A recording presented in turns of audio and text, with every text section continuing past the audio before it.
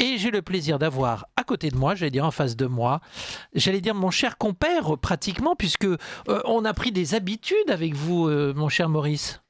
C'est toujours une joie de vous retrouver, de retrouver Radio Courtoisie. Ça devient, je n'aime pas l'habitude, Mais mais, presque, mais presque. mais presque la tradition au Vous moins. connaissez, un jour l'ennui naquit de l'attitude. Or, je n'éprouve aucun ennui à venir ici. Alors, pour un homme qui a travaillé chez Hermès, vous êtes toujours aussi élégant. Je vous vois fort et élégamment costumé. Chers auditeurs, dommage que vous n'ayez pas l'image, mais vous pouvez la retrouver sur le site internet, puisque, cher Maurice, ça me permet de vous préciser que nous sommes filmés. Donc, interdit de me faire des pieds de nez, interdit de me tirer la langue. Vous êtes filmé en direct. Comme diraient mes enfants, le pied. Voilà, absolument. Voilà, donc toujours aussi élégant. Alors, je le disais en vous annonçant, en annonçant votre venue, c'est incroyable, c'est que l'archipel vous demande à chaque fois d'écrire parce que vous connaissez un vrai succès. Ça marche très bien. J'ai Ben un oui, réseau important, croissant. Et ce qui m'a fait très plaisir, il y a une nouvelle présidence de l'archipel, une femme oui. jeune, belle et dynamique, Ah, et je ne l'ai pas encore rencontré. elle Je est connais charmante. l'ancien Oui, oui, président. elle est Oui, charmante. J'aimais beaucoup l'ancien, et oui. mais la suivante est charmante. Et elle me disait, ce qui je crois correspond à mon positionnement, le positionnement de l'archipel, nous voulons des écrivains qui aiment raconter des histoires. Ah bah vous, oui. Et moi, c'est ce que j'aime, Ah c'est bah oui. raconter des histoires. Ce que je disais à nos auditeurs, vous êtes aussi bon narrateur qu'écrivain. Je Donc c'est un suis plaisir de vous bavard et recevoir. prolixe. Ah, mais avec beaucoup d'habileté et de finesse. Alors, du coup, on a changé encore une fois complètement d'atmosphère. On est parti complètement ailleurs. Cette fois-ci, par contre, vous nous emmenez voyager. Tout à fait. Alors, ça n'est pas la suite, mais vous vous souvenez peut-être que j'ai commis 2 romans sur mes souvenirs lointains d'Algérie. Oui, Et c'est pour ça que j'ai pas été trop surpris de la thématique. voilà. Et le père du héros de ce livre s'appelle Marion Lapierre, et c'était le héros des livres précédents. Donc ça, il y a un petit lien ténu, mais ce qui me permet de me rattacher quand même on n'a absolument pas besoin de les lire pour lire celui-là, mais ça donne une logique à l'ensemble. Oui. Alors, moi, ce que j'aime déjà beaucoup, la photo de la couverture, elle est vraiment très jolie. Très, très belle. Ah, je Alors pense que c'est la plus c'est réussie, c'est le travail de de mon toutes. éditeur, l'Archipel, Ouais. qui me propose un certain nombre de visuels, et j'ai choisi celui-là que je trouvais spécialement Ah oui, attirant. oui. Alors généralement c'est l'éditeur qui choisit le nom de l'ouvrage. Hein, c'est une tradition. Moi je le trouve très bien choisi. C'est celui que vous aviez choisi également? Je l'avais pratiquement choisi, et Oui. ils l'ont légèrement modifié en rajoutant l'aspect indigo que j'aimais, mais que je n'avais pas pensé à mettre dans le titre. C'est plus original que La femme aux yeux bleus. Oui, oui, tout à fait. Alors, ben, on vous écoute. Pourquoi vous êtes lancé dans cette aventure euh, algérienne? Absolument. Ouais, pourquoi? Ben, parce que, comme je le racontais donc dans Les Braises du souvenir, j'ai été officiant d'Algérie, j'ai Oui, ramené une quarantaine de musulmans, c'est-à-dire des harkis qui appartenaient à Marca ou Mogandou de chasse. qu'on retrouve dans vos romans d'ailleurs. Voilà. Ils ont beaucoup essaimé. Ça m'amuse d'ailleurs souvent de penser que j'ai sauvé la vie de ces gens-là. Maintenant, il y a probablement des centaines de gens. Je n'en suis pas le père, mais j'en suis quelque part Un l'auteur. peu le parrain en quelque sorte. Oui, Oui, oui. mais même presque l'auteur, parce Oui, que mais bien sûr. Ah oui, très juste, bien sûr. les parents auraient été égorgés, comme pratiquement tous les harkis que j'ai laissés, égorgés ou fusillés. Et là, ils ont vécu. Et je dirais que c'est un festival de succès. Je suis resté avec un léger fil de lien avec eux. Et c'est un festival de succès. Ils ont créé des entreprises, les enfants font des études brillantes. Il y en a même une qui est vice-championne de judo dans le Waouh. sud-ouest. Et donc, j'ai trouvé intéressant quand on, on critique bien sûr l'immigration, l'Algérie et autres, de voir ce qui se passait à cette génération-là. Mhm. Et alors, justement, est-ce que vous reparlez, puisque l'Algérie était quand même fondée, entre guillemets, par Napoléon III, est-ce que vous replongez complètement, vous parlez de toute cette histoire, tout ce lien Non, non, pas du historique que tout. nous avons avec la J'en avais France? reparlé dans les premiers livres. Oui, Là, c'est un jeune cadre brillant, ayant fait une université anglaise, à HEC ensuite avec une passerelle. Il va avec un cabinet d'organisation restructurer une affaire algérienne que j'ai appelée Air Maghreb, qui est une petite compagnie aérienne. Et donc, il plonge dans l'Algérie moderne. Donc, ce que je voulais montrer, c'est qu'on a une vraie rupture quand même entre vos précédents romans et celui-là. Absolument. Il y a une simple évocation parce que son grand-père, Philippe Marion Lapierre, ayant fait la guerre d'Algérie, venant le voir, ne peut pas s'empêcher, lui, d'évoquer ses souvenirs algériens, même si on lui déconseille fortement de se rendre dans le Douar où il avait été stationné, bien qu'il n'ait absolument rien fait, qu'il n'ait pas torturé, mais on lui a dit vous êtes un peu comme un soldat allemand qui voudrait revenir en France après la guerre, ce qu'il trouve très choquant qu'on lui dise ça. Déjà. Évidemment, oui. Pourquoi avoir choisi justement vous l'avez expliqué, l'Algérie, etc. Mais pourquoi est-ce que vous avez choisi ces héros et est-ce qu'il y a un lien on l'a vu à travers vos autres ouvrages, tous vos héros ont un lien, ont existé ou ont un lien avec votre famille. Oui. Et là, justement, ce que je voudrais, c'est arriver à comprendre d'où sortent vos héros, d'où ils sont nés. Est-ce qu'ils sont nés complètement de votre imagination? Mais on l'a vu, votre imagination, elle est toujours appuyée sur quelque chose qui vous touche personnellement. Oui. Alors, d'abord, ça m'a permis de conduire deux réflexions. Une réflexion politique, bien sûr, sur l'Algérie contemporaine, mais une réflexion également sur les rapports entre christianisme et islam. Il se trouve qu'il y a quelqu'un que je connais bien, qui appartient de façon éloignée à la famille de ma femme, et dont le fils a épousé une musulmane. Mmh. Ce garçon appartient à la haute société protestante, et on pourrait imaginer que ça a été un drame. Alors ça a été difficile dans son environnement suisse, parce que très instinctivement, les Suisses n'aiment pas beaucoup les musulmans et l'islam et la violence, ce qui va à l'opposé d'un pays neutre. Et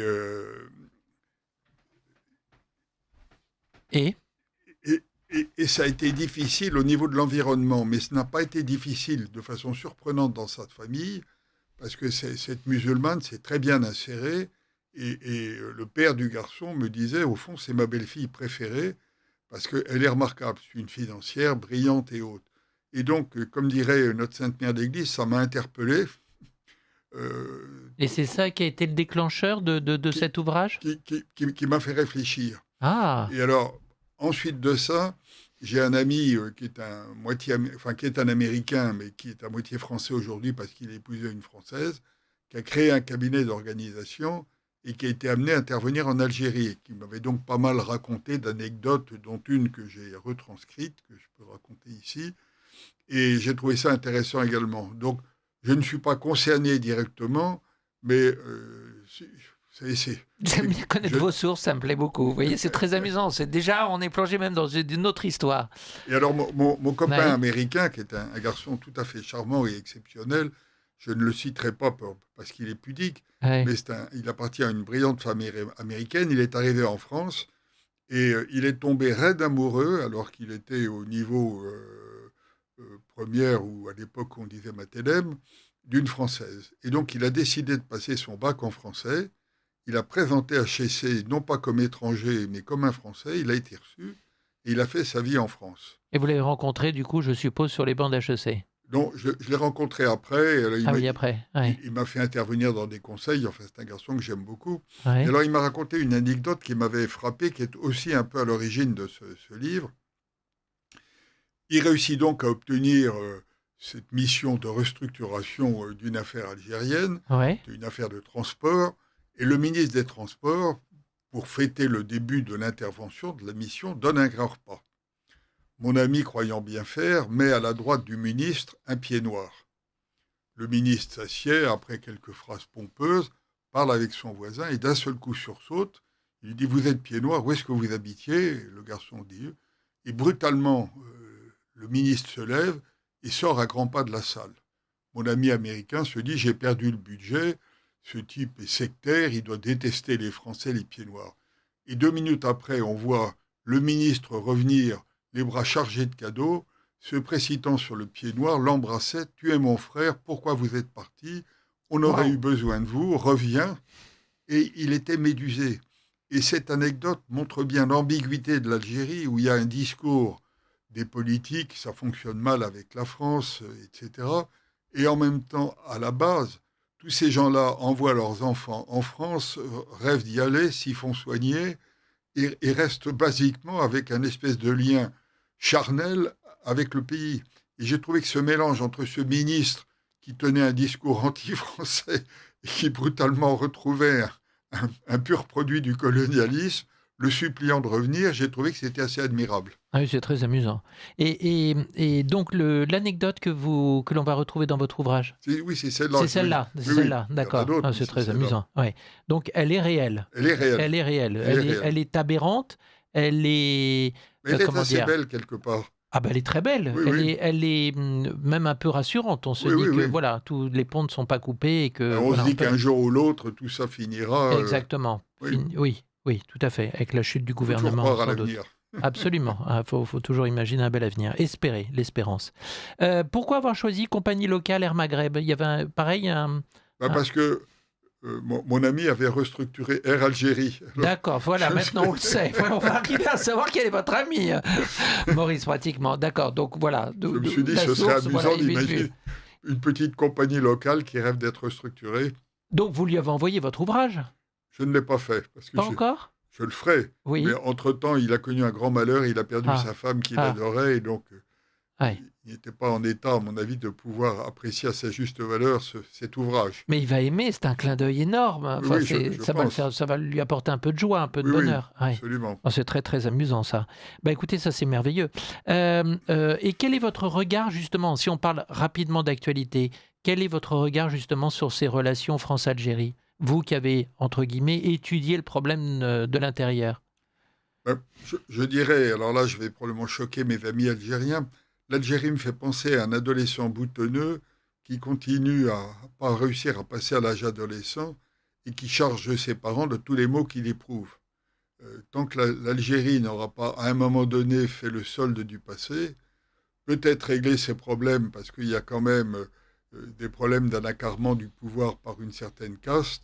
Il y a eu un mouvement très fort qui s'est appelé le Irak pour avoir plus de démocratie. Les pouvoirs en place ont réussi à l'étouffer en profitant du Covid, en disant que les manifestations étaient dangereuses, ce qui a permis d'interdire les manifestations. Mais tant que ce pays n'accédera pas vraiment à la démocratie, je crois qu'il y aura du mal à avoir un dialogue, parce que les fondements idéologiques des deux pays ne sont pas les mêmes. Est-ce qu'on vous a fait des reproches par rapport à votre façon de traiter l'Algérie dans l'ouvrage? Pour le moment, aucun. Aucun. J'ai juste eu un éditorial d'un arabe qui disait que j'avais une vision colonialiste de la chose. J'assume. Je ne pense pas que ce soit vrai, mais je comprends très bien qu'un Algérien d'aujourd'hui proche du pouvoir puisse considérer que c'est un livre vu avec un œil colonialiste. Oui. Alors, il y a quand même une partie un peu politique dans votre ouvrage, avec notamment le fait du côté militant de Ouria. Oui. Ouria, moi j'ai rencontré des Kabyles, si vous voulez. Oui. Le problème de la Kabylie, c'est que ce sont des gens qui sont ethniquement et hérédiquement différents des Arabes. Bien sûr. Ils ont été colonisés, la colonisation a été très dure, a pris très longtemps avant qu'ils cèdent... Colonisation arabe, précisons-le. Arabe. Oui. Et donc ces gens... Moi j'ai rencontré, c'est le cas de l'héroïne, j'ai rencontré des femmes qui étaient avec des femmes ou des hommes dans la rue avec des yeux bleus, des cheveux roux, pas tout à fait blonds, mais c'est clairement une ethnie différente. Et donc ils ont une langue différente qu'ils tamazitent, et ils revendiquent une autonomie croissante. Or, pour des nationalistes comme les Algériens qui ont, dans le sang, cherché à avoir leur indépendance, ils sont vécus comme des séparatistes. Et donc, c'est très, très mal vécu. Oui. Et donc, ils ont été réprimés. Et au moment de ces manifestations du Irak, la démocratie semblant à portée de main, ils ont cherché à forcer leur destin dans les manifestations. Et ils ont été réprimés très durement. C'est ce qui arrive à Ouria. Oui. Qui pourtant n'a pas fait grand-chose. Elle n'a fait que Bah donner non. un petit coup de main à son père Ouais. à distribuer des tracts ou des trucs comme ça. Oui, elle n'était pas vraiment, on ne peut pas dire qu'elle était embrigadée. Elle Non, était, non, non. non, elle a simplement aidé. Le, votre héros est encore un aristocrate On n'échappe pas à ses à origines. ses origines. On les assume. Oui. Et alors, moi, j'ai une question un peu indiscrète. À chaque fois, ce sont des jolies héroïnes, hein, chez vous, hein. Moi, j'ai toujours aimé les jolies femmes. J'ai la chance d'en Mais être... votre femme n'est-elle pas jalouse de vos héroïnes de romans? Mais non, c'est parce que je suis marié avec une jolie femme, que j'ai des petites filles ravissantes, des belles filles chouettes, que je vis dans un univers... Voilà, magnifique. Donc, du coup, il faut que vos héroïnes soient absolument magnifiques. Oui. Voilà. Mais j'ai toujours aimé les femmes. Vous savez, j'ai une approche un peu différente, ou qui a été une approche de précurseur, parce que très tôt, j'ai dirigé des grands groupes, j'ai pris dans mes comités de direction, puis dans mes conseils d'administration, des femmes. Parce que, comme on dit à la chasse, je ne suis pas un perdreau de l'année, j'ai connu la guerre de 40, et mon père était sous-marinier, et à partir de 1938-39, il était sur l'eau et sous l'eau. Et ma mère est restée seule. Et quand la guerre a éclaté, mon père faisait la guerre et a réussi à filer au Maroc avec ses sous-marins, et nous sommes restés. Et donc j'ai vu ma mère gérer complètement l'exode. On a filé, je l'ai raconté dans un autre roman, avec les foules épouvantables, les Stuka et tout ce que vous pouvez imaginer. Ensuite, elle a négocié avec les pouvoirs en place, puis les Allemands un Ausweis pour pouvoir franchir la zone libre, rejoindre le Maroc, où était mon père, gérer le patrimoine familial. Et donc, moi, j'ai vécu avec toute mon enfance une autorité féminine. Et pour moi, quand mon père revenait, c'était plutôt une autorité bâton par rapport à l'autorité de ma mère, qui était une autorité sourire. Et donc, très vite, moi, je me suis dit que les femmes étaient parfaitement capables de gérer autant que les hommes, et souvent avec plus de souplesse. Et moi, dès que j'ai mis des femmes dans des comités de direction, ça a changé, parce que vous mettez des mecs autour d'une table, c'est très vite, si vous me permettez d'être un peu vulgaire, un concours de quéquettes. Et chacun veut affirmer... Nos auditeurs auront coupé au montage, bien entendu. Vous mettez une femme, Oui. les femmes étant forcément plus pratiques parce qu'elles sont confrontées à des problèmes d'éducation d'enfants, de faire le marché, tout ce que vous voulez, elles ramènent des problèmes. Et à ce moment-là, les types rentrent dans le jeu et tout le monde se met à bosser au lieu qu'il y ait souvent entre hommes des problèmes de mal et d'ego. Alors, je montre votre ouvrage à la caméra, à une des caméras, bien entendu, puisque j'ai parlé de la beauté que je trouvais très jolie, cette photo qui laisse imaginer voilà, cette fameuse Ouria, donc aux éditions L'Archipel. Maurice de Kervé-Noël, vous avez parlé des femmes, et ce qui est très amusant, c'est que vous avez même été sous l'autorité de femmes. Absolument. Au niveau professionnel. Non, pas directement. Eh bien, moi, je pensais à Laurent Perrier. Ah oui, mais c'est une autorité au conseil d'administration. Ce n'est pas une autorité opérationnelle. D'accord, oui, ce n'est pas une autorité opérationnelle. Non, par contre, j'ai été sous l'autorité d'un arabe. C'est ce qui m'a rendu bienveillant. C'est-à-dire que quand mon père, après avoir été sous-marinier, a embarqué sur un croiseur pour appuyer le débarquement en Italie, il a appelé notre cuisinier arabe et lui dit « Mohamed, je te confie la femme et les enfants ». Et donc le cuisinier qui picolait a arrêté de picoler, parce que le Coran n'avait pas réussi, le sens des responsabilités l'a rendu sobre, et il me surveillait. Et alors j'ai jamais oublié qu'un jour, je faisais beaucoup de bêtises, et dans un parc public, j'avais été faire une cabane au milieu de glaïeuls. J'avais fait un désastre. Ouais. Et alors, le cuisinier, quand il parlait de mon père, il disait toujours le commandant. Ouais. Et il me prend entre quatre yeux et il me dit « Le commandant, il fait la guerre, et toi, tu fais les conneries !» Et chaque fois que je fais une connerie, ça m'arrive encore, je revois Mohamed qui me dit « Toi, tu fais les conneries !» Ouais. Alors, cette histoire, c'est une belle histoire d'amour, encore une fois. Oui. Une suite? Alors, la suite est écrite. Ah. Elle est donnée à l'éditeur et elle est dans le tuyau pour sortir fin décembre de cette année. C'est-à-dire que dès le départ, vous pensiez Tout à fait. Sortir en 2 tomes, voire 3? Pas 3, c'est 2 tomes. D'accord. 2 tomes. Bon, et le deuxième, on peut avoir déjà un petit peu une idée où vous nous emmenez au moins? C'est le retour compliqué de ce couple en France. En France, oui, voilà, c'est ce que j'imaginais. Ouais. Avec l'insertion dans la famille, et puis un problème de santé d'Ouria, et puis le job est haute, etc. Et ça se termine bien parce que moi j'aime bien les fins heureuses. Oui, parce que j'allais dire, sinon là, on est dans une histoire quand même heureuse, difficile mais heureuse. Moi, je trouve que la vie est agréable Mais là, oui. et j'ai toujours tendance à aimer les fins D'une heureuses. façon générale, oui. Donc là, il faut quand même Je qu'en sais France... on dit les chants les plus désespérés sont les chants les plus beaux, mais je préfère que ça soit un peu moins beau et que ça se termine bien. Pourquoi avoir choisi l'Alsace pour les origines ? Parce que j'ai une grand-mère alsacienne. Ah, bah voilà. Et que j'ai été directeur général puis président de Cronenbourg. Ah oui, c'est vrai, j'avais oublié. Pas loin de 20 ans. Et donc, j'ai eu des attaches alsaciennes fortes. J'adore rechercher vos sources. On vous découvre comme ça. Je ne vous confie que ce qui est avouable. Absolument. Bon, alors je rappelle La femme aux yeux indigo, Maurice de Kervey-Noël, ce nouveau roman, le combienième ? Ça doit être le 9 ou 10e. Waouh, c'est quand même bien. Hein, ouais. Oui. En combien de temps ? En 10 ans. En 10 ans, un par an. Et avant, j'en avais écrit 4 ou 5 à compte d'auteur que je n'ai pas publié. Oui.